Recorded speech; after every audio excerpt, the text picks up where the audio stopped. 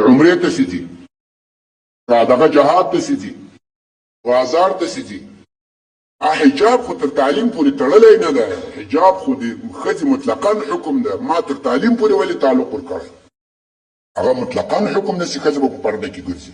او که توی شرایط نه دي برابر نو شرایط خو دا نه بند معنا ستې او حکم پرېږدي. شرایط خو برابروي. اوس محاله کې چې جومات نه وي خلک به لمونځ نه کوي که به جومات جوړوي؟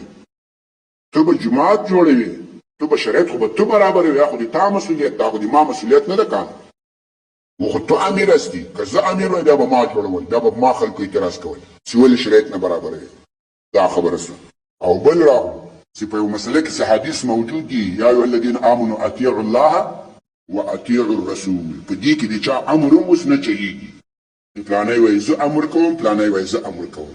تا امر خو په هغه مسله کې د سپوږ کې سره آیت او حدیث د عبدالله ابن حذافه سهمي چې صحابه ویل چې ورته ځان واچوي، دې ځان واچول نه کانو. خو امر یې نه ولو، امر یې له شریعت سره مطابق نه و. اطاعتم هلته واجب ده چې دا امر له شرعي امر سره برابر وي.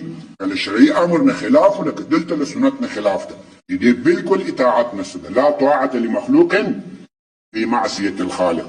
الله دې ټولو ته هدایت وکړي. بیرته هماغه مسله کوم. په دې مسله کې اول د سره نزاع نشته، صریح احادیث پکې دي. کنی فردوه الى الله والرسول. دا دې کې قرآن ته او حدیث ته علما راټول کړي، هغه به فیصله وکړي، خبره به ختمه شي. او دا نور چې ته وایې دا شرط نشته، دا شرط نشته، هغه خو د تا مسؤلیت ده.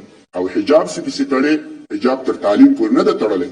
حجاب زنانه چې عمرې ته ځي حجاب به کوي، له عمرې به منې کوي که به حجاب پې لازمه کوي. چې حج ته ځي حجاب به کوي، چې د پلار کره ځي حجاب به کوي، که بازار ته د ضرورت په خاطر ځي حجاب به کوي، که کور کې ګرځم حجاب به کوي. نو زه به ذاتي ښځه په کور کې کلکه کلکه تړم چې حجاب په فرض ده، او که به کور کې ورته وایم چې خلاصه ګرځه راګرځه خو حجاب کوه، څنګه به ورته وایم؟ د خانه بېګار خدمت وکړو خو پردې ته وکړو.